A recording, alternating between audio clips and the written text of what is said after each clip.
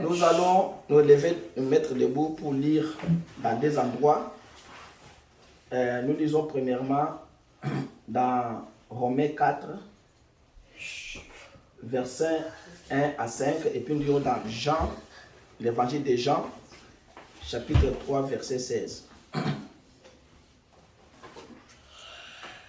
Romans chapter 4, verse 1 to 5, and John chapter 3, verse 16. Romains 4, 1 à 5.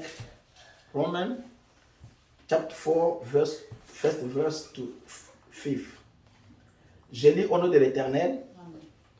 Que dirons-nous donc qu'Abraham, notre père, selon la chair, a obtenu? Si Abraham a été justifié par les œuvres, il a sujet de se glorifier, mais non devant Dieu. Car, que dit l'Écriture? Abraham crut à Dieu et cela lui fit imputer à justice. Or, à celui qui fait une œuvre, le salaire est imputé, non comme une grâce, mais comme une chose due. Et à celui qui ne fait point d'œuvre, mais qui croit à celui qui justifie l'impie, sa foi lui est imputée à justice. Amen. Amen. Nous lisons dans Jean, l'évangile de Jean, chapitre 3, verset 16. La Bible dit, car Dieu a tant aimé le monde qu'il a donné son Fils unique, afin que quiconque croit en lui ne périsse point, mais qu'il ait la vie éternelle. Amen. Amen. Seigneur Jésus, nous te disons merci ce matin. Comme nous sommes venus rassembler ce matin autour de toi, autour de ta parole, nous avons besoin, Seigneur, que tu nous parles. Éternel Dieu, nous calmons tout esprit de dérangement, tout esprit qui nous ont suivis dehors pour déranger cette réunion. Au nom de Jésus, que cela puisse aller dans les arides. Car la Bible dit que tout genou fléchira devant le Seigneur des Seigneurs, aussi sur la terre. Que tous les démons, Seigneur, qui dérangent les enfants, qui nous dérangent à cet endroit, que cela puisse aller dans les arides au nom de Jésus. Nous sanctifions cet endroit. Nous sanctifions, Seigneur, tout le monde qui est venu par ton sang précieux éternel de Dieu, afin que nous puissions être calmes en écoutant ce que toi tu vas nous dire. Et quand nos cœurs s'ouvriront, Seigneur, c'est toi qui pénétras dans nos cœurs. Déplace mon frère, ma soeur, déplace-moi dans mon chemin. Parle-nous ensemble. Mets-nous dans un même point, Seigneur Jésus-Christ, afin que nous puissions écouter ce qu'il va nous parler. Que nous ne sortions pas, Seigneur, main vide, que nous sortions avec quelque chose, afin que nous puissions dire que nos cœurs brûlent au-dedans de nous, quand toi tu nous parles, Seigneur. Éternel Dieu, bénis ceux qui sont venus, ceux qui sont en cours de route, ceux qui ne viendront pas, sois avec eux. Tu connais le pourquoi, Seigneur, car à chaque chose, à chaque jour, suffit sa peine, Seigneur. Nous croyons, Père, que tu le feras. Tu éveilleras les consciences des gens. Tu éveilleras, Seigneur, les esprits des gens, afin qu'ils nous puissent, Seigneur, être prêts à te recevoir, toi, le Seigneur Dieu, pour ton honneur, pour ta gloire, au nom de Jésus. Amen. Amen. Ok. Je vais parler un peu ce matin, comme je l'avais promis, sur un sujet, l'amour divin et la grâce souveraine. Alors, je dois quand même dire que là où nous avons lu, Dieu a tant aimé le monde qu'il a donné son Fils unique, afin que quiconque croit en lui ne périsse point, mais qu'il ait la vie éternelle. Et puis là où nous avons lu dans Romains 4, la Bible nous parle de la grâce. Alors, comme en tant qu'individu, nous savons que c'est l'amour du Seigneur qui a fait que nous puissions être sauvés. Alors, c'est l'amour de Dieu qui a fait que nous puissions être ce que nous sommes. Sans l'amour de Dieu, on devait nous enterrer bien avant. Sans l'amour de Dieu, on devait nous assassiner dans ce pays. Parce que quand nous sommes venus dans ce pays, nous ne sommes pas venus par nos mérites, mais nous sommes venus par la grâce du Seigneur. Parce que chacun de nous n'a pas mérité quelque chose de bon afin que Dieu puisse le maintenir au monde. Quand Dieu nous maintient au monde, ce n'est pas sa grâce et ce n'est pas son amour. C'est pourquoi nous devons manifester cela devant Dieu. savoir les bienfaits que Dieu a fait pour chacun de vous et remercier le Seigneur pour cela. C'est comme ça que les Américains font ce qu'on appelle Thanksgiving, en remerciant le Seigneur de tout ce qu'il a fait tout au long de l'année. Il n'a pas fait l'accident, il est entré à l'hôpital, il est sorti, il est bien. C'est comme ça l'amour du Seigneur. Alors, tout ce que toi tu peux faire dans ta vie, tout ce que toi tu peux dire dans ta vie, c'est de dire merci à Dieu parce que Dieu t'a gardé en vie. Alors, l'amour que nous parlons ici est la grâce souveraine. Ce n'est pas l'amour que vous avez entre vous et votre fille ou bien votre famille. Parce que l'amour, c'est scindé en deux. Il y a l'amour qu'on appelle l'amour philéo, il y a l'amour qu'on appelle l'amour agapao. Alors l'amour philéo, c'est l'amour humain. C'est l'amour qui on a des communions fraternelles. C'est l'amour qui vous pouvez aller acheter les histoires pour votre femme, pour votre épouse, pour votre mari, pour vos enfants. C'est ce qu'on appelle l'amour là, l'amour philéo. Et cet amour là, c'est différent avec l'amour agapao que nous parlons aujourd'hui, l'amour de Dieu. Et l'amour de Dieu, c'est ce qu'on appelle l'amour agapao. C'est l'amour divin. C'est l'amour parfait. C'est l'amour qui est élevé au-dessus de toutes choses. C'est cet amour-là que nous allons parler aujourd'hui. Nous ne parlons pas de l'amour d'achat. Nous ne parlons pas de l'amour de faire les cadeaux. Non, non. Nous parlons de l'amour. Qu'est-ce que Dieu a fait dans ta vie? Ce que Dieu a fait dans ta vie là, c'est cet amour-là que nous allons parler. Alors, si nous prenons l'amour philéo, c'est l'amour que vous pouvez aimer votre mari, vous pouvez aimer votre femme. Alors, à ce point-là, l'amour agapao n'existe pas. Même se marier, ce n'est pas l'amour agapao. Se marier, c'est l'amour philéo, parce que c'est l'amour entre l'homme et l'homme, un être et un être. Mais l'amour agapao, c'est l'amour entre le créateur et la créature. Amen. Cela veut dire que la création doit reconnaître les bienfaits que son créateur a fait pour lui. C'est cet amour-là que nous parlons. C'est l'amour-là qui, quand toi tu as péché, tu es né dans l'iniquité, conçu dans l'iniquité, péché venu au monde en proférant des mensonges. Cet amour est venu renverser la situation en te donnant une nouvelle vie. Parce que ta vie à toi était déjà une vie déchiquetée. C'était une vie déjà, c'est que Satan avait déjà amorcelé. Vous n'avez pas la vie parce que le péché est collé sur votre conscience, le péché est collé dans votre esprit, le péché est collé sur votre corps. Maintenant, l'amour là divin, l'amour là a dit que je dois quitter le ciel, Ésaïe 35, afin que je puisse venir donner ma vie, que vous puissiez retourner à vos droits initiaux que vous avez perdus dans le jardin d'Éden. Cet amour là ne se fait pas avec des animaux, ne se fait pas avec des arbres, se fait avec un être humain, avec son créateur. Parce que l'homme est l'unique chef de la terre. Quand Dieu a créé les choses sur la terre, la Bible n'a pas montré comment Dieu avait créé le ciel, comment Dieu avait créé les anges, comment Dieu avait créé les archanges et tout. Non. La Bible nous dit dans Genèse seulement que Dieu a commencé à créer la terre, à créer ceci, à créer ceci, à créer cela. C'est la terre que la Bible nous recommande. Alors, les spirituels là, la Bible ne nous a pas montré comment Dieu a créé les anges. Parce que quand Dieu a dit que faisons l'homme à notre image, Dieu était seul? Non. Dieu était avec tout un gouvernement, tous les gens qui étaient autour de lui. Il y avait des anges, il y avait Michael, même Lucifer était là. Quand lui créa. Jésus était là quand lui créa. C'est qu'il avait déjà un gouvernement. Alors maintenant, l'homme qu'on a mis comme chef de la terre, l'homme a péché, a transgressé la loi.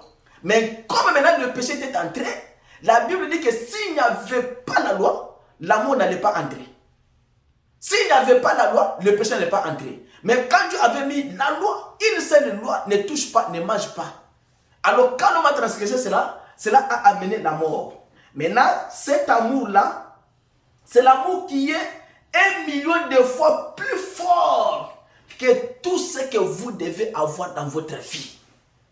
Parce que l'amour agapao, c'est l'amour de Christ qui doit être entre un être et son créateur. Entre un chrétien et Christ. Alors, Dieu, si il a plu à Dieu de venir sur cette terre et donner sa vie afin que vous puissiez retrouver vos droits là, c'est cet amour-là qu'on appelle l'amour divin. L'amour divin, c'est l'amour parfait. L'amour divin, c'est l'amour de Dieu. L'amour divin, c'est l'amour qui, quand Dieu fait descendre cet amour-là, après avoir envoyé son amour sur la terre, il y a ce qu'on appelle une grâce souveraine qui suit l'amour. Parce que l'amour marche avec la grâce souveraine. Quand l'amour de Dieu entre dans un foyer, Dieu commence à faire des miracles, commence à élever les enfants, commence à faire marier les enfants, commence à faire finir les études des enfants. L'amour de Dieu, là, après cela, il y a une grâce souveraine qui doit suivre. Alors, l'amour agapao, c'est un amour divin. Oui, là, c'est un amour divin, c'est un amour parfait, c'est un amour qui est plus élevé. Mais, après tout ceci, quand le péché est arrivé, qu'est-ce que le péché a produit? Le péché a produit la mort. Et quand la mort est entrée, c'était à des millions de kilomètres que l'homme s'est trouvé avec Dieu. Parce que quand l'homme pêche, il fuit la face de l'Éternel. Maintenant, qu'est-ce qui peut ramener l'homme? Ce qui peut ramener l'homme plus près de Dieu, c'est l'amour de Dieu. Il n'y a rien. Ce n'est pas vos mérites, ce ne sont pas les vestes, ce n'est pas que parce que je suis né dans une famille d'un président de la République, d'un roi, qui va ramener. Non, non, non. C'est l'amour de Dieu qui doit ramener l'homme qui a fui de la face de l'Éternel plus près de lui. Alors, il dit, l'amour là, divin, agapao, c'est cet amour-là, à chaque pas que vous faites dans cette direction, cet amour-là va rétrécir. Il va vous ramener sur le droit chemin. C'est que quand vous allez dans une direction, vous retrouvez que vous êtes perdu sur cette direction-là. Ce que vous faites, ce n'est pas conforme avec la parole du Seigneur. Ce n'est pas conforme avec les écritures bibliques quand vous prétendez être chrétien. Alors c'est cet amour-là qui doit vous ramener sur le droit chemin. Et quand l'amour vous ramène sur le droit chemin, alors vous pouvez voir combien ce serait petit quand cela arrive sur la terre. C'est une ombre, l'ombre des ombres. Voilà ce que vous avez, voilà ce que j'ai, une ombre de l'ombre. Alors, c'est l'ombre de l'amour agapao qui ramène l'homme sur les rails, sur la voie qui est tracée par Dieu. Et c'est cet amour-là que William Branham appelle que c'est un amour correctif. C'est un amour qui redresse. Quand vous voyez papa dans une famille, dans un foyer, papa corrige les enfants. Toi, respecte la soeur. Toi, respecte ton frère. Toi, respecte papa, maman, afin que vos jours soient longs sur la terre que Dieu et l'Éternel vous a donné. C'est l'amour fidéo, papa corrige les enfants. Mais si les papas dans les charnets corrigent les enfants afin que les enfants soient des meilleurs sur la terre, à combien plus forte raison Dieu va corriger ses enfants afin que ses enfants soient plus meilleurs que les enfants charnels? C'est que Dieu a aussi l'amour correctif. Son amour aussi, c'est un amour qui redresse aussi. Parce que quand nous marchons sur la terre, il y a toujours le vent qui nous emporte vers un lieu quelque part. Le vent là, c'est ce que maintenant, quand ça vient dans votre vie, tu te retrouves là que non, tu es déjà perdu. Maintenant, c'est cet amour-là qui va te redresser. Reviens à moi, venez à moi, vous tous qui êtes fatigués, chargés, et je vous donnerai les repos. Amen. Alors, quand vous revenez maintenant, l'amour vous corrige, l'amour vous redresse. Vous avez dit que, mais l'amour agapao, c'est autre chose, c'est un amour qui redresse, qui fait rencontrer Dieu là-bas, quelque part où nous pourrions vivre éternellement. Parce que tu ne monteras pas au ciel avec des fautes. tu n'iras pas. Avec des rancunes, tu n'iras pas. Avec des défauts, tu n'iras pas au ciel. Il faut être corrigé par cet amour et être redressé par sa parole avant que vous puissiez prendre votre ascenseur pour aller au ciel. Même en matière du Saint-Esprit, personne ne peut recevoir le Saint-Esprit s'il n'a pas été corrigé par la parole du Seigneur. Parce que la parole doit d'abord nettoyer tout ce que nous faisons de mal. Parce que nous parlons mal, nous voyons mal, nous écoutons mal, nous marchons mal. Tout est mauvais sur la terre. Il n'y a rien de bon que nous pouvons espérer aujourd'hui sur la terre. Il n'y a rien. Je parlais avec mon ami en Afrique du Sud. On a étudié à l'université. Il va venir ici, d'ici là. Alors, quand on parle avec lui, il me parlait de projets. Il est aussi prédicateur parce que nous étions à l'université. Lui prêchait aussi. On a parlé de projets et autre chose. Alors, moi, comme des histoires là, de projets et autre chose, là, ça ne m'entre pas. Je suis allé avec lui dans l'histoire de la parole. Alors, on a entendu la parole. Maintenant, mon ami là me dit que si vous allez à l'église aujourd'hui, il n'y a pas le goût d'être dans une église. C'est l'église là, quand vous allez comme ça, vous trouvez quelqu'un qui est venu, il se met devant le pasteur là, le premier rang. Il a une belle veste, il a des chaussures, il a des malassis, avec sa femme, les bijoux jusqu'au doigt. Et pour se faire voir devant quoi? Les autres croyants que c'est lui qui est meilleur dans cette église. Mais, sans oublier que dans ce monde que nous vivons maintenant, ce n'est pas le monde de concurrence. Non. Nous ne pouvons pas prier pour être des concurrents avec les autres personnes. Non. Nous prions pour préparer l'enlèvement. Nous ne venons pas à l'église pour rester. Sinon, on peut rester à la maison, faire la vie comme les autres personnes. Mais si nous venons à l'église, nous devons être corrigés par la parole afin que nous ne puissions pas rater l'enlèvement. Si la parole nous dit que marcher à gauche aujourd'hui, marcher à gauche ce jour-là, Dieu sait ce qu'il dit. Dieu a dit que quand la manne descend, mangez ça le même jour. Ceux qui ont dit qu'il y a un pour la lobby, c'est que Dieu sait pourquoi il a dit ça. Parce que Dieu a la cuisine aussi, il sait que non, on a cuit ces choses, c'est juste pour 24 heures.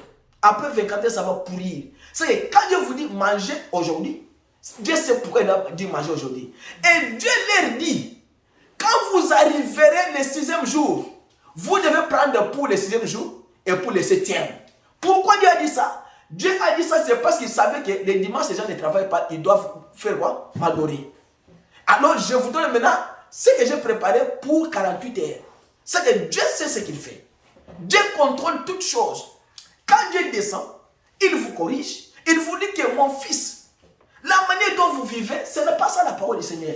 La parole du Seigneur dit quoi? La parole du Seigneur, mets ta confiance à l'Éternel, ne mets pas ta confiance dans des hommes. Les hommes failliront, les empires failliront, les royaumes vont s'écrouler. Les grands bâtiments, le monarque, le président, toute chose passera. Sauf la parole de Dieu ne passera jamais. Amen. La parole de Dieu vous recommande de marcher selon elle. C'est qu'elle, c'est la parole. Elle veut que vous puissiez être des filles et des fils de Dieu. Alors, comme l'amour est correctif, il nous dit que cet amour-là, qui est correctif là, il dit, et je ne voulais peut-être pas le dire de cette manière, mais vous savez que j'espère que vous comprenez très bien. L'amour là à Agapao, il ajoute que c'est un amour le plus élevé de tout. C'est que vous ne pouvez pas comparer ce que, pourquoi nous avons la chanson là. L'amour de Dieu, vous ne pouvez pas le contourner, ni renverser, ni aller plus haut plus que ça. Non. C'est un amour, c'est que plus élevé. Il dit que, vous voyez, cela passe du Philéo à Agapao. Vous voyez, c'est un amour plus élevé. D'être mari et femme, ça n'existe pas là-bas au ciel. Comme d'élever des enfants, ça n'existe pas. Oh, je vais aller au ciel là-bas avec mes enfants. Non, non, non. Ton enfant sera aussi ton frère. Ton enfant sera aussi ta soeur. Pas mon enfant. Et vous allez vous appeler frère. Là-bas, vous n'allez pas à élever vos enfants. Il dit que tout ça, c'est parti. Les sexes féminins et masculins, les glandes elles sont toutes pareilles là-bas. Il n'y a pas de sentiments. Même si une femme t'embrasse, il n'y a pas de sentiments. Là-bas, il n'y a pas de sentiments. C'est ça ce qu'on appelle l'amour divin. L'amour le plus élevé. Qui, quand vous embrassez votre sœur, vous n'avez pas de sentiment de la détruire. Quand vous embrassez votre frère, ou bien la femme qui était la femme de ton pasteur sur la terre, cette femme-là, elle est ta sœur au ciel, tu vas l'embrasser sans problème. Ça n'a pas de problème. Parce qu'il n'y a pas de glandes de sexe, des lèvres plutôt. Il dit, les glandes toutes, elles sont toutes pareilles là-bas, vous voyez? Il n'y a plus du tout, vous voyez? Il n'y a pas de glandes sexuelles du tout, pas du tout. Vous êtes simplement, oui, mais essayez de vous imaginer sans grand sexe. La raison pour laquelle elles ont été placées en nous, c'est pour repeupler la terre. Vous voyez?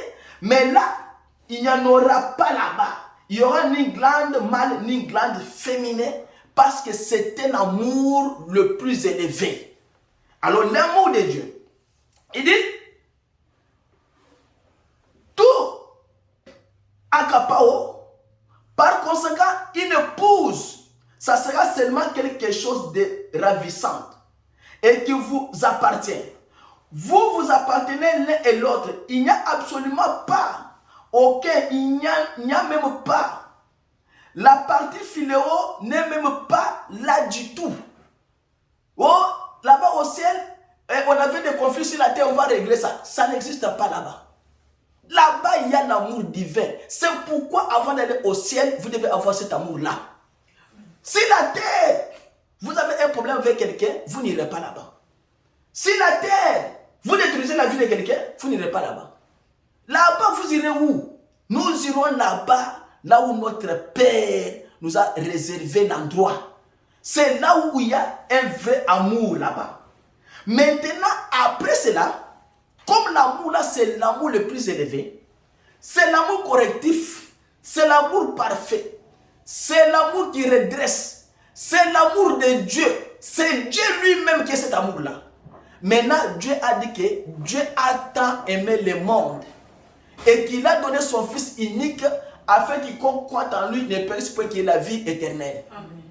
Vous n'allez pas périr quand vous croyez en Jésus. Mais croyant en Jésus, c'est avoir l'esprit de Jésus en vous. Hier, j'ai suivi un débat entre les musulmans et les autres pasteurs contre le pasteur du message. Quand le pasteur du message défendait que Jésus est véritablement Dieu, les musulmans disaient que non, Jésus n'est pas Dieu, Jésus c'est un prophète. Alors il y a les autres qui appuyaient tout ça. Maintenant, ils ont fait le débat. Le frère du message les a montré des choses claires, noires et blanches.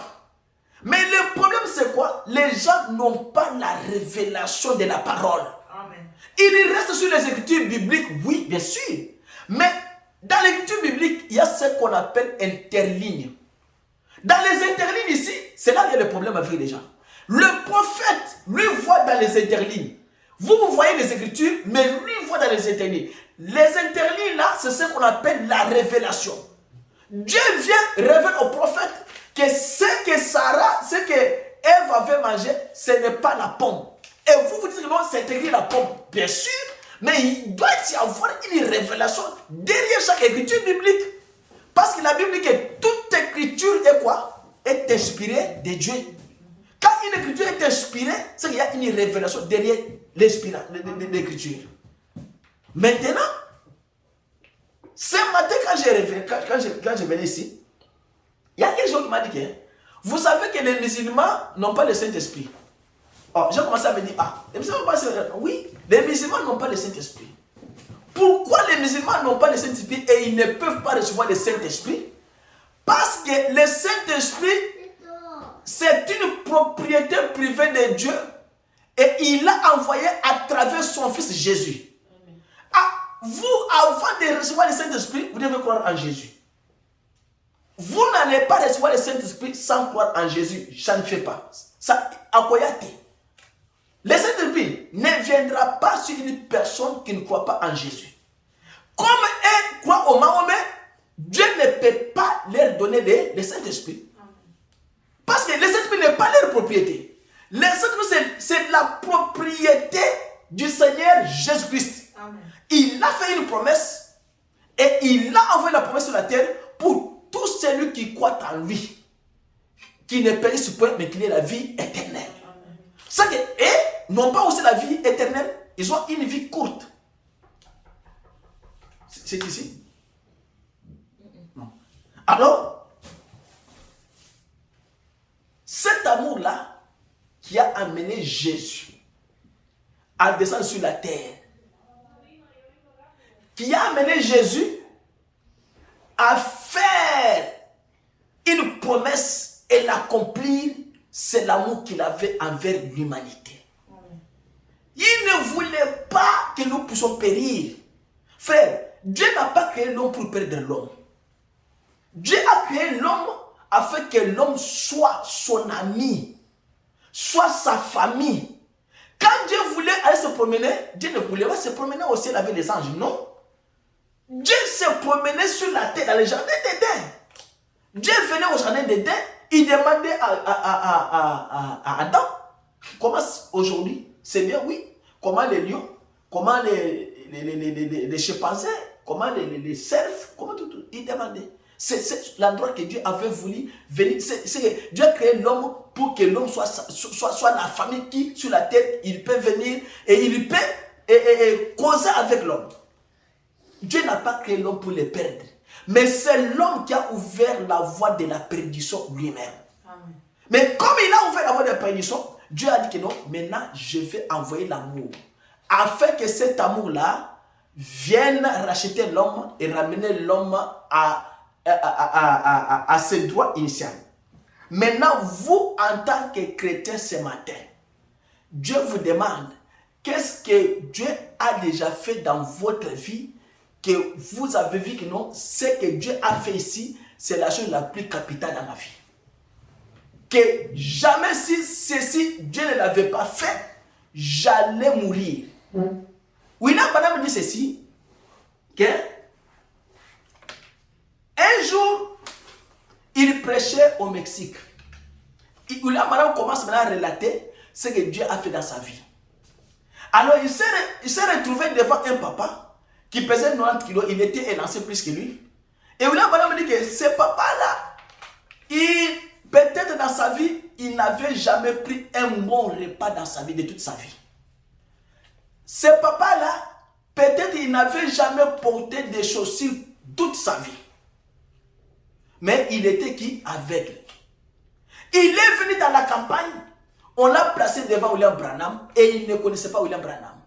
Il a entendu seulement le nom de Branham qui fait des miracles comme ça. Ok. Le papa est venu. Quand le papa est venu là-bas, papa a pris son chapelet. Papa a commencé à toucher le chapelet comme ça. Marie. William Branham lui a dit que non. Ça n'a pas d'importance de dire Marie. Non. Marie ici ne te sauvera pas. Maintenant, William Branham regarde le papa. Il n'a pas de chaussures. Et papa est responsable. Maintenant, William Branham dit que la première chose qui m'a frappé, c'est que je devais aimer cet homme-là. D'un vrai amour. Quand je l'ai aimé, quelque chose s'est passé à moi. J'ai commencé maintenant à l'aimer avant de prier pour lui. C'est pourquoi, frère, nous vous disons que quand on est chrétien, aimons-nous les uns les autres. Dès qu'on a eu un boutu, vous avez un moyen de reposer le beaucoup. Il y a une sœur qui était tombée dans la douche. Elle m'a posé la question, c'était la femme de notre administrateur quelque part. Elle m'a posé la question de savoir, frère Bertin, mais si je tombe dans la douche et que je n'ai pas d'habit, je dois faire rien. Maman, ce qui est dans la douche à ta zambi, la batte, bon de la zambi. Tu ne vas pas prier pourquoi? Parce que quand tu étais venu au monde, tu n'as pas des habits. Les démons t'ont attaqué dans la douche. Toi, tu dois aussi répliquer dans la douche. Amen. Réplique. Maintenant, qu'est-ce qui est arrivé? Quand il l'a aimé, la chose a fait quoi? La chose a changé. quand William Branham l'a aimé, seulement l'amour qu'il a placé devant le papa là. Et il a senti quelque chose qui se dégage en lui. William Branham n'a pas même prié. Le papa là a commencé à crier. Je vois. Comment il a vu? C'est parce qu'il a seulement appliqué l'amour divin en l'aimant seulement et l'homme a été guéri, a été sauvé. L'amour, vous n'allez pas même prier pour votre soeur, pour votre frère. Seulement le fait de dire, Seigneur, j'aime cette sœur ici. Je ne veux pas que le mal lui arrive. Directement, la maladie va quitter. L'amour de Dieu. L'amour divin. Après avoir aimé, il y a ce qu'on appelle la grâce souveraine qui a suivi pour faire son œuvre. Parce que quand quelqu'un est guéri, c'est une grâce que Dieu a accordée sur cet homme-là. Maintenant, William Branham dit que ceci c'est fait par rapport aux objectifs et aux motifs que vous avez envers votre Dieu. Maintenant, vous allez devant Dieu. Vous n'avez pas l'amour de ce Dieu-là. Comment Dieu va vous guérir? Ce papa avec là, il avait l'amour de Dieu. Il a dit que moi je dois aller chez ce prophète-là. Je serai guéri. Et quand il est allé, la grâce souveraine s'est répandue sur le papa. Et le papa a fait quoi? A vu. Parce qu'il avait de bons motifs et de bons objectifs. Et c'était juste dans sa vie. Quand vous vous approchez de Dieu, soyez un objectif et un motif valable pourquoi vous êtes venu devant Dieu. Il ne faut pas venir devant Dieu pour venir, vous n'avez pas à dire.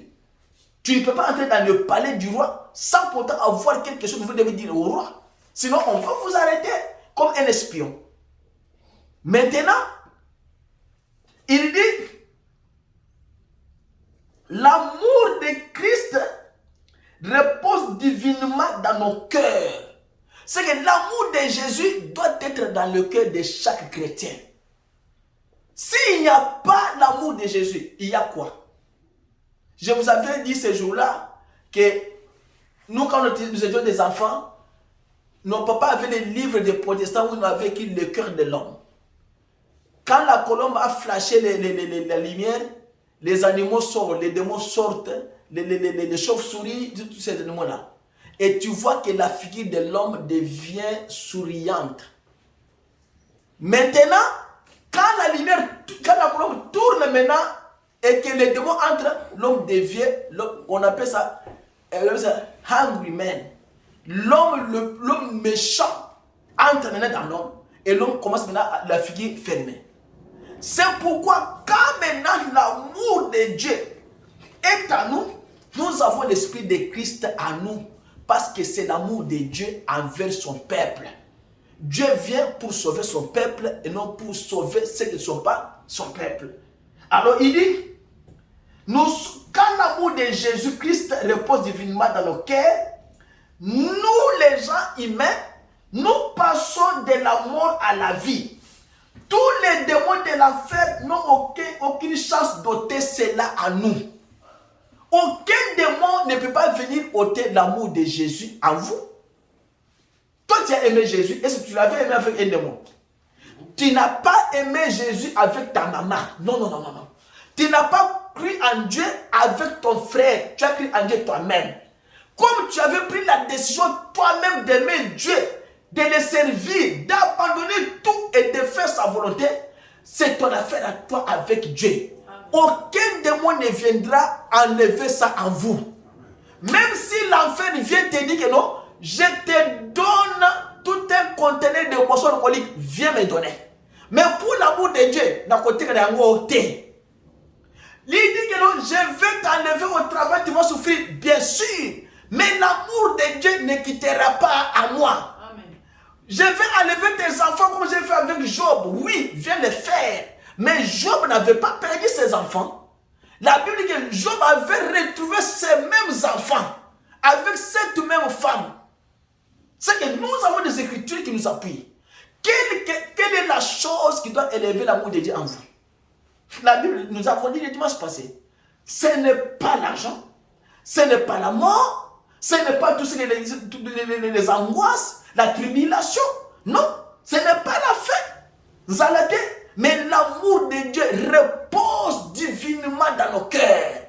Quand cet amour-là repose divinement dans nos cœurs, nous sommes les vainqueurs de toutes choses. Parce que Dieu sera le numéro 1 de votre vie. Il dit que si vous persévérez dans cet amour et dans cette foi, c'est juste comme un bébé, prenez un petit bébé, montrez-lui que c'est juste un petit homme qui peut avoir cela. Si vous persévérez dans cet amour-là, vous devenez comme un enfant. Parce qu'un enfant, quand il aime sa maman, même si vous lui montrez une autre maman, à Kondimayete. Moi, la nuit, sa maman, vous lui présentez une autre maman, à Kokenata Konatete. Jamais elle ne peut pas mettre son pied dans une maison qui n'est pas la leur. Mais nous, les chrétiens, nous mettons nos pas partout. La Bible nous considère comme que dans l'amour divin, nous devons être comme des bébés qui aiment leurs parents, qui aiment leur papa, qui aiment leur maman. Maintenant, nous n'aimons pas Dieu. Nous faisons ce que Dieu n'aime pas. C'est que nous sommes sortis de la parole du Seigneur, alors il faut revenir. William Branham a dit que ce papa-là, quand il a vu, c'était l'amour que je l'avais aimé. Et William Branham a dit qu'il faisait une réunion quelque part à l'Oregon, dans cet état de l'Oregon. C'était une réunion de 12 jours. Il y avait tellement de guérisons. Mais il a affronté quelque chose sur l'estrade. William a dit que Tommy Osborne était là avec toute son église. En regardant comment Dieu était en train de faire des choses. Quelque part, le diable a sensibilisé un fou. Le fou là avait attrapé un prédicateur au coin, il avait frappé, il avait cassé ce qu'on appelle clavicule. Maintenant, et ces mêmes fous avaient déjà tué, si c'est un garçon, si c'est une sécurité, quelque chose comme ça, un garçon sécurité, et il était mort. Et le fou est entré dans la salle directement, jusqu'à ce qu'il est allé jusqu'à l'estrade.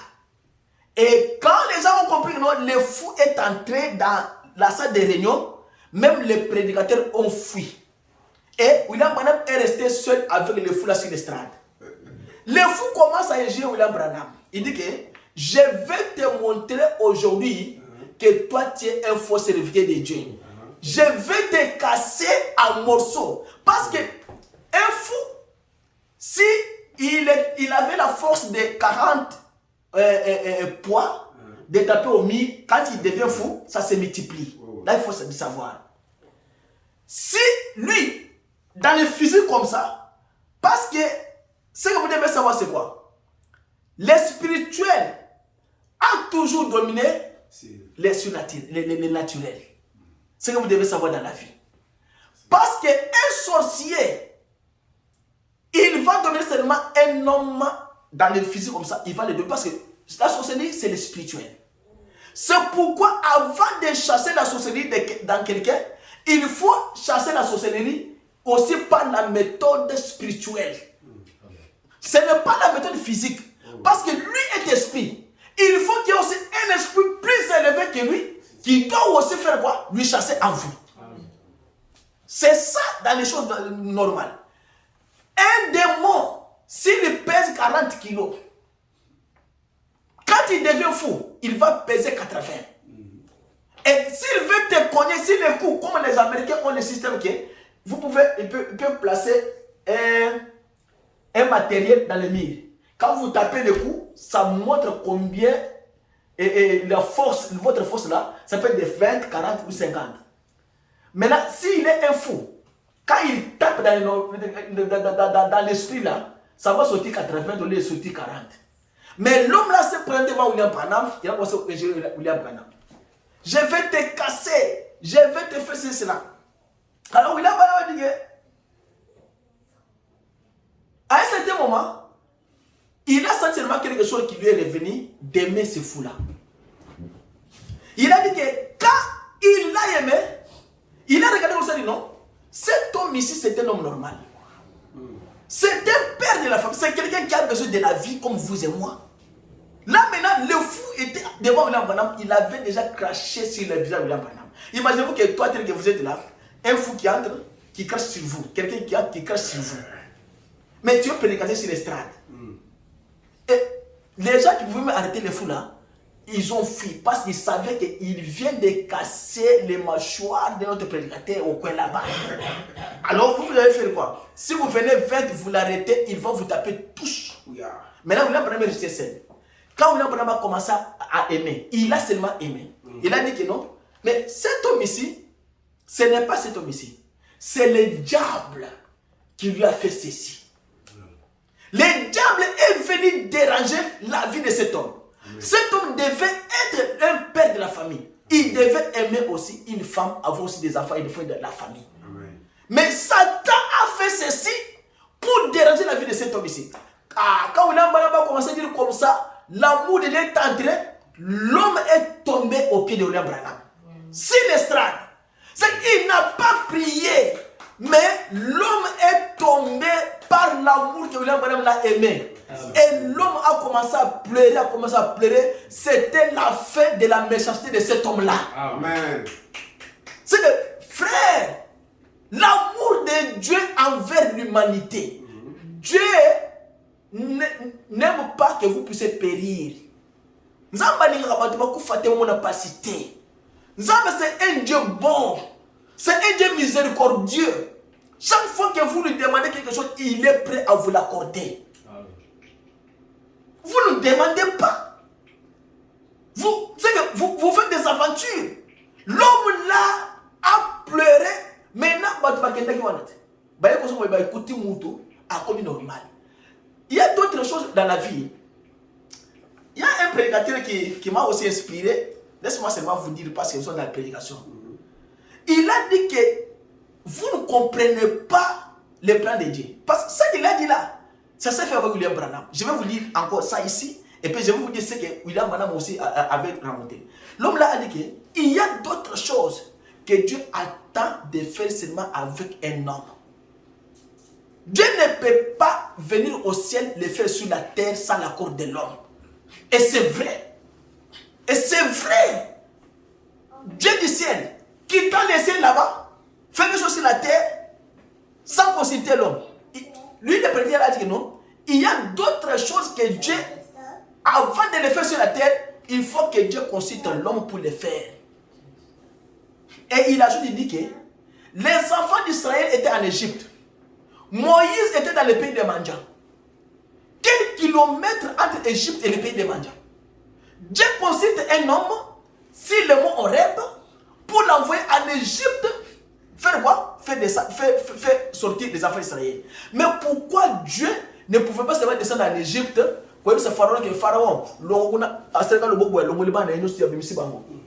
Dieu a consulté l'homme pour faire sauver l'autre l'homme. Vous voyez?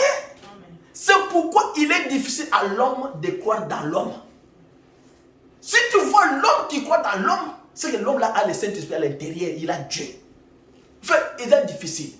Maintenant, William Branham a rencontré quoi?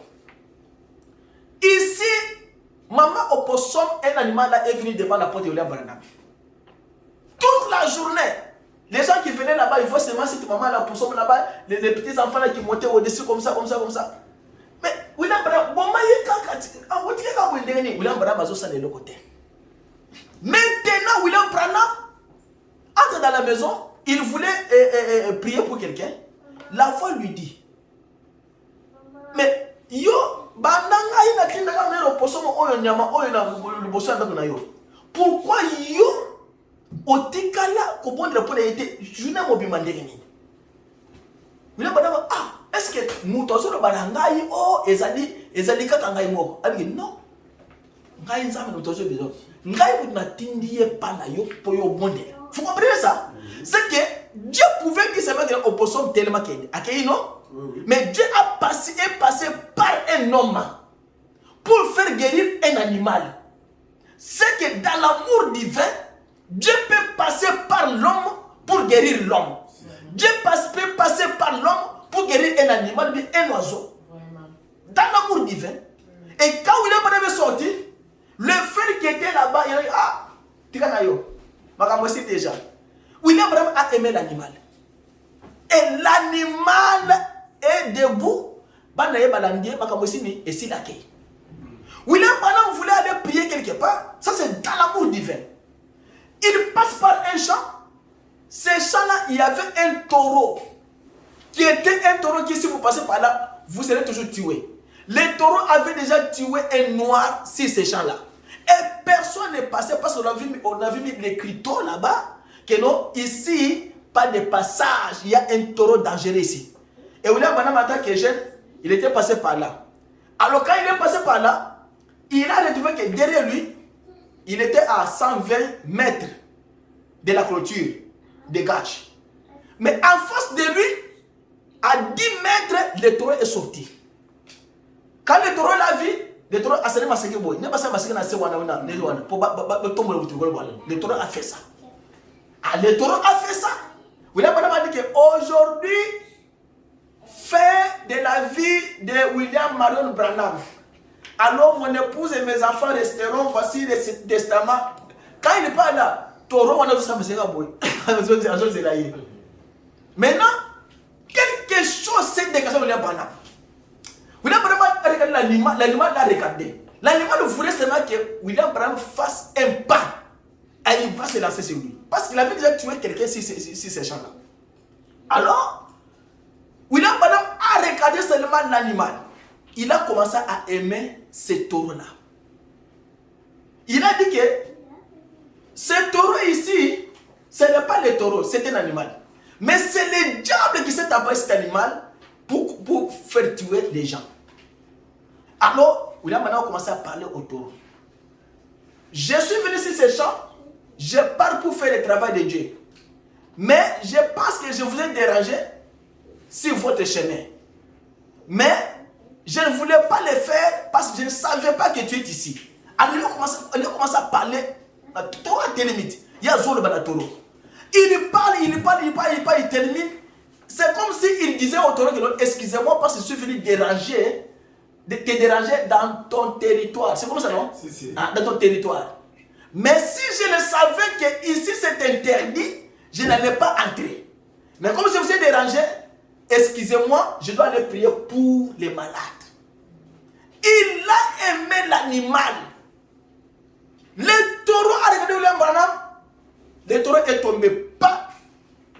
Il lui a dit, va dormir, je ne vais pas te déranger dans ton sommeil. Le taureau a tourné, accueilli à l'âle.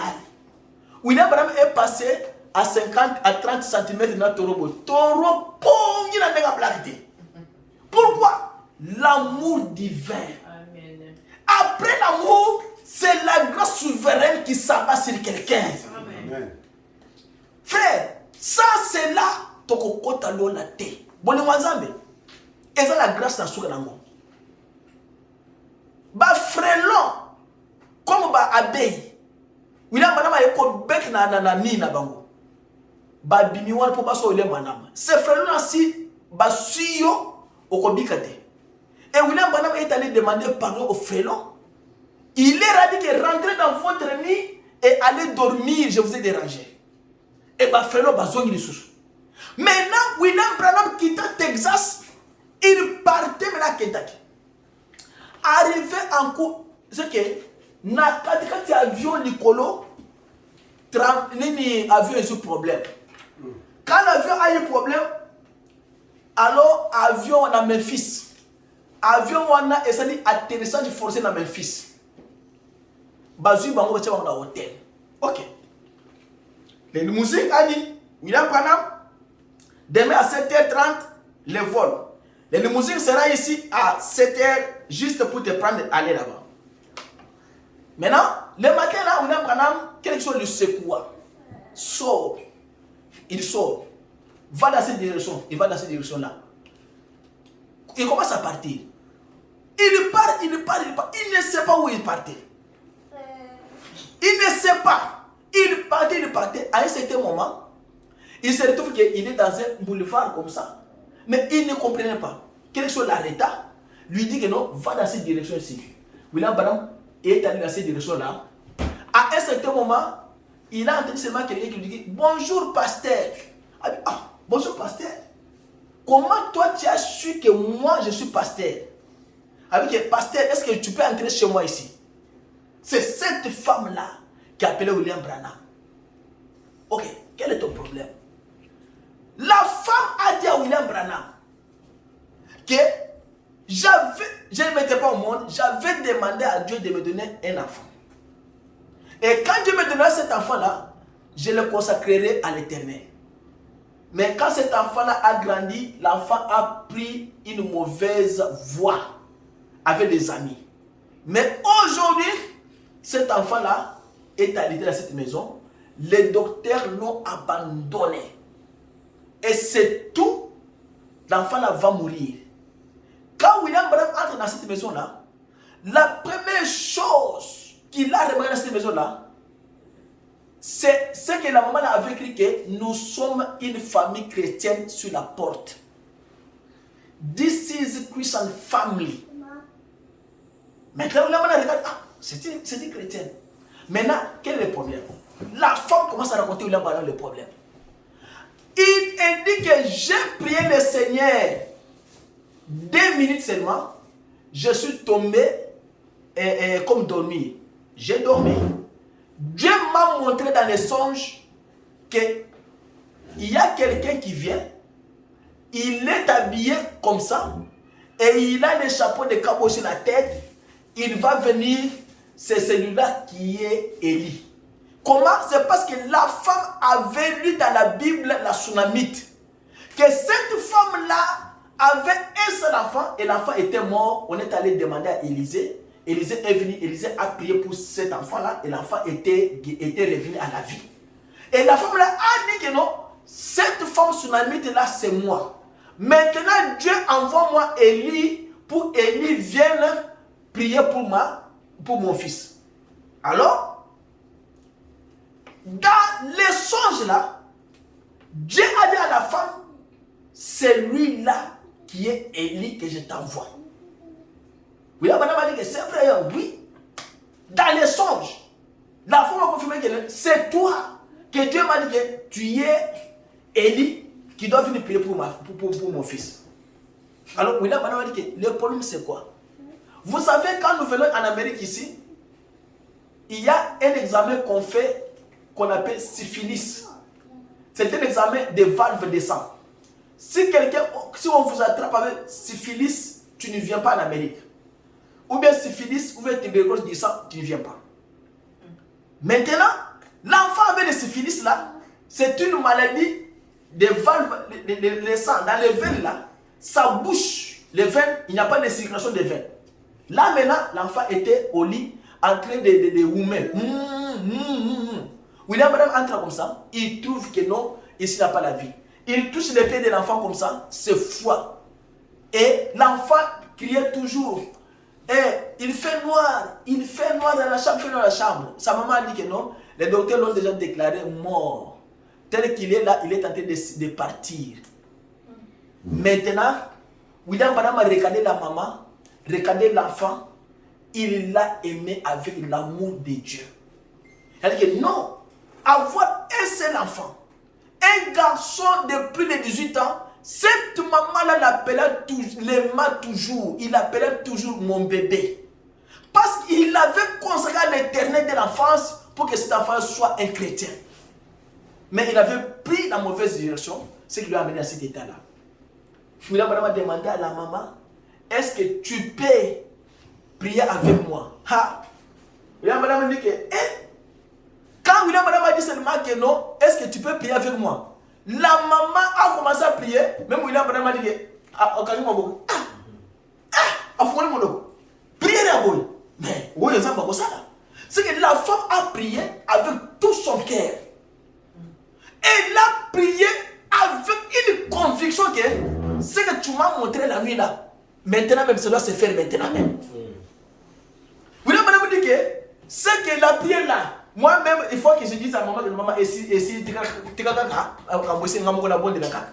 c'est que quelle prière avec tout son cœur pour sauver la vie de son fils. Quand il a fini, William a posé la main à l'enfant.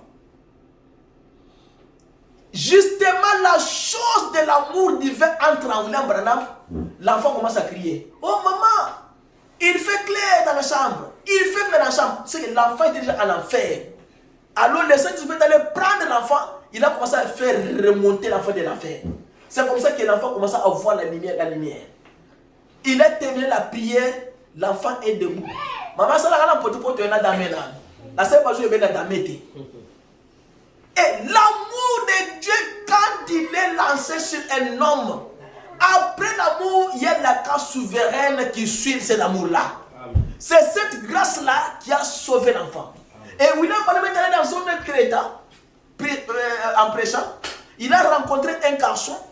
Ce garçon-là lui a dit que bonjour révérend. Il dit que bonjour révérend. Il dit oui, bonjour. Est-ce que tu me connais? Il dit non, je ne te connais pas.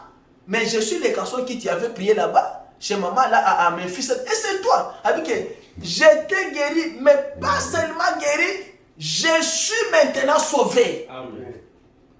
La grâce de Dieu sur les gens. L'amour de Dieu. Qu'est-ce que Dieu a fait dans ta vie? Il y en a beaucoup. Je me limite par là. Ça, c'est ce que Dieu a fait avec vous, William Branham. Mais qu'est-ce que Dieu a fait avec vous? Que vous pouvez témoigner comme William Branham a témoigné. Les animaux, la nature, les hommes. L'amour de Dieu s'est versé sur ces gens-là. Et la grâce de Dieu les a sauvés. Qu'est-ce que Dieu a fait avec vous aussi, que vous pouvez aussi témoigner aussi ce matin? Qu'est-ce que Dieu a fait avec vous? Alors, je vais vous lire dans la Bible. Prenons la Bible. On va lire quelque chose dans la Bible, dans Proverbe, et puis on va terminer. Pour l'amour de Dieu, pour l'amour divin, cet amour-là, c'est ce qu'on appelle l'ancienne grâce. La grâce, la sagesse plutôt, ce que vous voulez appeler, l'ancienne sagesse. La sagesse là, dans Proverbe 8, qui avait dit que j'ai tout fait. Prenons Proverbe 8. On lit d'abord Proverbe 8. Écoutez ce que Proverbe... Papa Richard, prends ta Bible. Proverbe 8. Écoutez ce que cette grâce-là, écoutez ce que cet amour-là a fait dans Proverbe 8. C'est la grâce du Seigneur. L'amour-là divin, c'est le Seigneur Jésus-Christ. Il n'y a pas autre chose que ça. Car Dieu a aimé le monde, il a donné son Fils unique afin qu'il croit en lui ne périsse point mais qu'il ait la vie éternelle. Amen. Alors, prenons d'abord Proverbe 8. Écoutez, c'est le Proverbe. Ça peut être son nom? Proverbe 8. Il vous parle. Écoutez, je vais lire Proverbe 8. C'est là où on va terminer. Il dit, la sagesse n'écrit-elle pas? L'intelligence n'élève-t-elle pas sa voix? C'est au sommet des hauteurs, près de la route. C'est à la croisée des chemins qu'elle se place. Cette sagesse-là. À côté des portes, à l'entrée de la ville. Elle se place partout. Dans votre chambre, Jésus se place. Dans votre travail, il se poto aussi maillé sur Azali. Extrémité de la terre, Azali. Namai, il est là. À l'intérieur des portes, c'est que la Katia est coupée Azali. Ça, c'est Jésus. Elle lui fait entendre ses cris partout.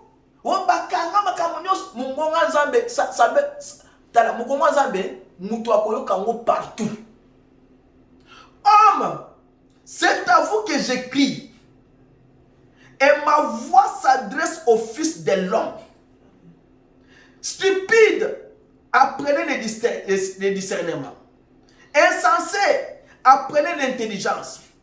écoutez, car j'ai de grandes choses à dire sur vous.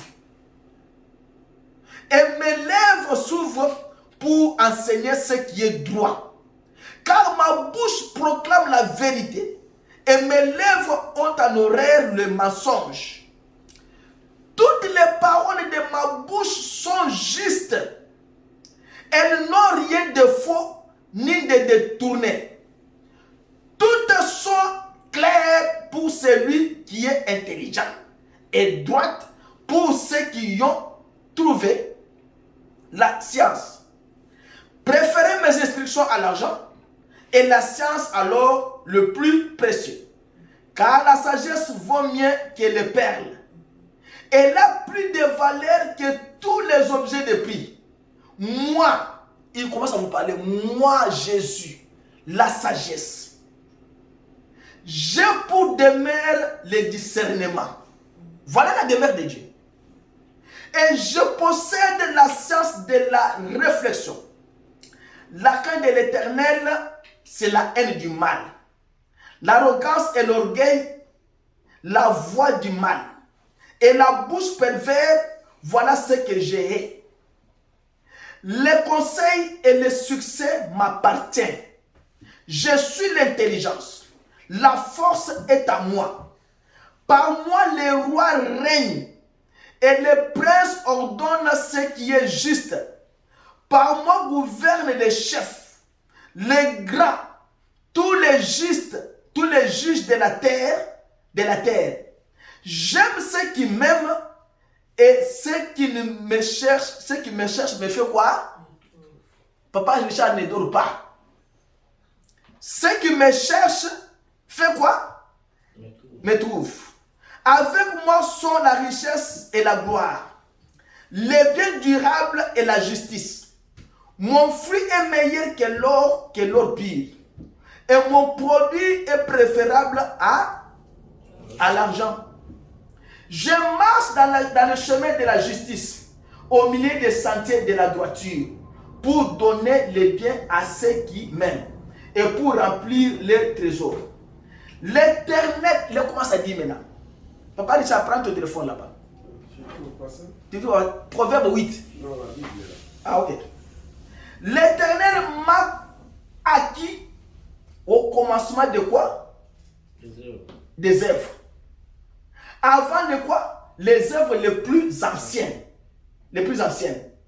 J'ai été établi depuis l'éternité, dès le commencement avant l'origine de la terre. Je fus enfanté quand il n'y avait point d'abîme. C'est que les choses spirituelles. Voyez pas quand nous avons masala ngote. Bien voyez quand makabuya mokili. Akela ba nyama, akela ba bilo kono ba mai. Mais à la Bible ils sont ok non? Avant que la Bible existe, lui il était déjà là. Jésus. Point de source chargée d'eau. Avant que les montagnes soient affermies, avant que les collines existent, j'ai fui enfanter. Il n'avait encore fait ni la terre, ni la campagne, ni les premiers atomes de la poussière du monde. Lorsqu'il disposa les cieux, j'étais là. Ça, ce sont des choses spirituelles. Quand Dieu disposa les cieux, il y a déjà. C'est quoi on va prendre dans Zambie? Ah, maintenant la question. Frère, makabu spirituel vous sera dans moté. Des mois et pour tout ça yo, et ça que non. Au moins des mois, asa molimu. Au quoi bengane na monoté. Longa awa, on ça le côté, on ça le côté, on ça le loco. Soit spirituel. Koloma tala. Écriture biblique et ko bengane des moté. Qu'on ne vous trompe pas. Les démons à quoi qui makaka par la prière na monokona yo. Et ça, les Bible était. Oh, dans ce verset biblique, ça dépasse de moi, il y a un verset biblique. Satan n'est pas un verset biblique, mais la prière, l'agissant des justes, a une grande efficacité. Ça va chasser les démons, les choses spirituelles. Avant que Dieu disposa les ciels, lui, il était déjà là. Il dit, lorsqu'il disposa les ciels, j'étais là. Lorsqu'il traça face de l'abîme, lorsqu'il fixa les nuages en eau et que les sources de l'abîme jaillirent avec force, lorsqu'il donna une limite à la mer pour que les eaux n'affranchissent pas les bords, lorsqu'il posa le fondement de la terre, j'étais à l'œuvre auprès de lui. La sagesse, l'amour divin était là. Jésus-Christ était là. Il vous dit, pour terminer, jouant sans cesse à sa présence, jouant sur le globe de la terre, et trouvant mon bonheur parmi les fils de l'homme. Et maintenant, mes fils, écoutez-moi, et heureux ceux qui observent mes voies. Écoutez l'instruction pour devenir sage. Ne rejette pas, heureux l'homme qui m'écoute, qui veille chaque jour à mes portes et qui en garde les poteaux. Car celui qui me trouve a trouvé quoi? La vie. Celui qui me trouve a trouvé la vie. Et il va obtenir la faveur de qui? De l'Éternel. Mais celui qui pêche contre moi, ni quoi? Son âme. Tous ceux qui me haïssent aiment quoi? Bolingi zambete, bolingi liwa. L'amour de Dieu, vous n'avez pas cet amour-là, c'est que vous avez choisi quoi? La mort. C'est que Dieu vous dit ce matin que mon amour est plus, c'est que l'amour de Dieu est plus élevé que tout. C'est l'amour parfait. C'est l'amour correctif. C'est l'amour qui crée. C'est l'amour qui pardonne. C'est l'amour qui guérit. C'est l'amour qui rend la vie éternelle. C'est l'amour divin. Après cet amour-là, il y a la grâce souveraine qui va suivre vos œuvres. La grâce va dire, comme tu as placé l'amour de Jésus en toi, moi je vais te bénir. Tu auras des jumeaux, tu auras des voitures, tu auras ceci, tu auras cela. Parce que l'amour du Seigneur est en vous. J'avais beaucoup de choses à dire ici. Je les dirai même l'autre dimanche là-bas. Mais ce que je vais montrer ce matin, qu'est-ce que Dieu a fait aussi dans votre vie, que vous puissiez aussi donner le témoignage par l'amour de Dieu. L'amour de Dieu. L'amour le plus élevé. Vous étiez qui au Congo? Vous étiez qui en Afrique? Nous sommes venus dans ce pays. On nous a injuriés. On nous a chassés dans les maisons des gens. On a tout dit. Mais comme on avait Jésus dans le cœur, on avait l'espoir qu'un jour, ça finira et nous serons très heureux. Amen. Frère, même si vous n'avez pas d'argent dans ce pays, ne vous lamentez pas. Il dit que l'or et l'argent m'appartiennent. Ne vous lamentez pas pour le lendemain. Le lendemain lui-même va prendre soin de vous. Amen. Vous vous demandez pour rien. Aimez seulement Dieu, le reste là, laissez lui faire le travail. L'homme là a dit, vous ne savez pas que vous êtes l'instrument que Dieu attend pour que vous puissiez vous déclencher afin que lui puisse travailler avec vous. William Branham a trouvé quelqu'un qui avait un enfant de 4 mois malade dans l'hôpital. Et l'homme là avait réservé sa dîme dans la poche, que quand William Branham priera pour cet enfant, l'enfant guéri, je lui donnerai. Et l'enfant de 4 mois mangeait par les sondes. Et la langue de l'enfant était devenue noire, il n'y avait pas d'espoir. William Branham est entré dans l'hôpital. Papa a pris la main de l'enfant. Il a dit que mon bébé, j'ai amené William Branham ici dans cette pièce pour prier pour toi. Je sais qu'après la prière, tu vas être guéri. Alors, papa a parlé à l'enfant, il a terminé, il a donné à William Branham. William Branham a regardé l'enfant comme ça. C'est qu'il a aimé l'enfant d'abord. L'enfant de 4 mois qui souffrait avec le cancer de la langue. C'est que la langue était sortie comme ça et on avait trouvé un petit trou à partir de la langue comme ça. On avait mis les tuyaux pour lui faire manger la bouillie. C'est qu'il n'y avait pas d'espoir. William Branham commence à parler.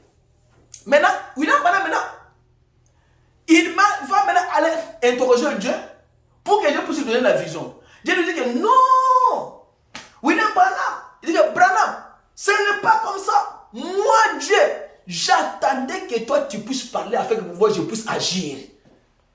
C'est comme ça que nous manquons de bénédictions. Dieu nous attend que nous puissions parler afin que nous puissions agir, mais nous ne parlons pas. Nous ne parlons pas. Seigneur Jésus, à quoi ça le nid? Dieu va faire quoi? Toi, tu ne parles pas. Tu es muet. On te pose la question, quel est ton problème?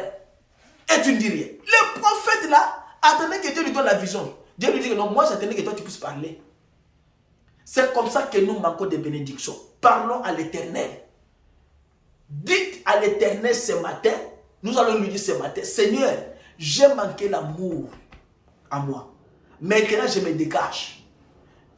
Maintenant je veux que l'amour, pas l'amour filéo, mais l'amour accapare de toi, entre à moi, afin que je puisse être guéri, afin que je puisse être délivré. J'ai un démon qui me tourmente et ce démon-là doit quitter ma vie. Aimez Dieu de tout votre cœur, de toute votre âme et de tout votre esprit. Amen.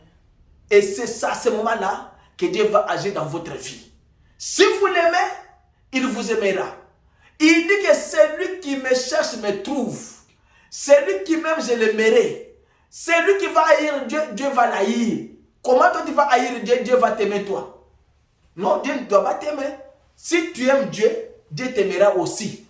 Tu l'enlèves dans ton chemin, lui aussi va t'enlever aussi dans son chemin aussi.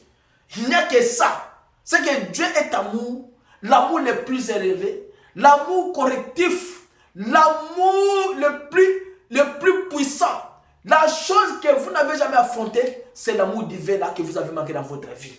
Que le Seigneur vous bénisse. Acclamons le Seigneur Jésus-Christ. Nous allons chanter le Seigneur Jésus. Nous allons chanter. Amour de Dieu.